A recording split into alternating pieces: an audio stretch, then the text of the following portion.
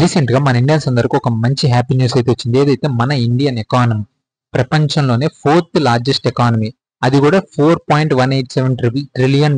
ఇది జపాన్ ని కూడా మనం ఓవర్టేక్ చేసి ప్రపంచంలో 4వ అతిపెద్ద ఆర్థిక వ్యవస్థ కింద అవతరించడం జరిగింది. అండ్ ఇప్పుడు అది అఫీషియల్, ఎందుకంటే ఇప్పుడు గత సంవత్సరం 2 సంవత్సరాల నుంచి చాలా మంది India 4th largest economy, 3rd largest economy ఇట్లా అయితే చెప్పారు. బట్ ఇట్స్ నౌ అఫీషియల్ అనమాట. ఎందుకంటే మన నీతి ఆయోగ్ సిఇఓ గారు ఆల్రెడీ ప్రెస్ కాన్ఫరెన్స్ అనౌన్స్ చేయడం జరిగింది.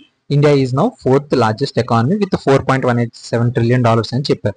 అండ్ మన ఇండియా యాజ్ యూజువల్ మనందరూ తెలుసు, మన ఇండియా గత 5-10 ఏళ్ల నుంచి చాలా ఫాస్ట్ గా గ్రో అవుతుంది. అది వన్ ఆఫ్ ద కారణం. అండ్ అలాగే మన ఇండియన్ ఎకానమీలో ఉన్న కొన్ని డొమెస్టిక్ ప్రిన్సిపల్స్, స్ట్రాంగ్ డొమెస్టిక్ ఈ ఫండమెంటల్స్ కూడా మనకు కలిసి రావడం జరిగింది. And at the same time Japan ని మనం ఓవర్టేక్ చేయడానికి గల 2 రీజన్స్ ఉన్నాయి. ఒకటి, ఇప్పుడు యాజ్ ఆఫ్ నో జపాన్ లో ఏదైతే ఎకానమిక్ సిచ్యువేషన్ ఉందో అదంతా బాగాలేదు. అండ్ మోస్ట్ ఇంపార్టెంట్ రీజన్ వచ్చేసరికి జాపనీస్ కరెన్సీ ఏదైతుందో యెన్, అది కొంచెం వీక్ అవ్వటం వల్ల జపాన్ యొక్క ఎకానమీ కొంచెం మనకని, ఎందుకంటే జపాన్ ఎకానమీ ఇప్పటికీ చూసినా $4.186 ట్రిలియన్ ఉంది, మనం $4.187 ట్రిలియన్.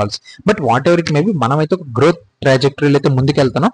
అండ్ రానున్న భవిష్యత్తులో మేబీ ఒక 2-3 ఇయర్స్ అయితే ఒక 4 ఇయర్స్ తర్వాత మేబీ మనం జర్మనీని కూడా బీట్ చేసి మేబీ మనం 3rd లార్జెస్ట్ ఎకానమీ కూడా అవ్వచ్చు. And I hope so, confirm గా అవుతుంది. బట్ ఇదంతా పక్కన పెడితే అసలు మన ఇండియా ఎకానమీ పెరుగుతుంది, అందరూ అంత అయింది ఇంత అయింది, స్టాక్ మార్కెట్లో అంత వచ్చింది ఇంత వచ్చింది చెప్పుకున్నారు. బట్ మన ఇండియాలో ఇప్పటికీ చాలా ఇన్కమ్ ఇన్ఈక్వాలిటీ ఉంది. ఈవెన్ ఇప్పుడు మనం జపాన్ అయితే మనం ఓవర్టేక్ చేసి వచ్చాం, కానీ జపాన్ యొక్క పర్ క్యాపిటల్ ఇన్కమ్ అంటారు, తలసరి ఆదాయం అంటారు. జపాన్ యొక్క తలసరి ఆదాయం సుమారు $33,000.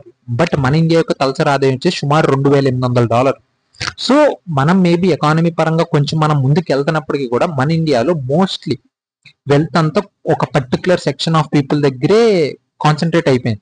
ఎవరైతే ఇంకా డే నీడ్స్ కోసం, లేకపోతే ఫుడ్ కోసం, లేకపోతే ఒక బేసిక్ కమ్యూనిటీస్ కోసం, కూడు గుడ్డ నీరు అంటారు కదా, బేసిక్ థింగ్స్, వాటి కోసం కూడా ఇబ్బంది పడేవాళ్ళు, కష్టపడే వాళ్ళు ఉన్నారు. వెల్త్ అంతా ఒకళ్ళ దగ్గర ఉంది. సో ఇన్కమ్ డిస్ట్రిబ్యూషన్ అనేది, లేకపోతే ఇన్కమ్ ఈక్వల్ గా రావటం అనేది మన ఇండియా ముందున్న ఒక మెయిన్ టాస్క్ అనమాట. సో లెట్స్ సి గవర్నమెంట్ దీన్ని ఎలా ట్యాకిల్ చేస్తుంది ఏంటనేది చూద్దాం.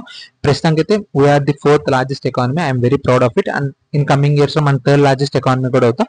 అండ్ ఈ యొక్క గ్రోత్ అనేది ఈక్వల్ గా, ఇన్క్లూజివ్ గా ఉండాలని అయితే నా ఒపీనియన్. మీరేమనుకుంటున్నారు కింద కామెంట్ సెక్షన్ అయితే తెలియజేయండి. Thank you.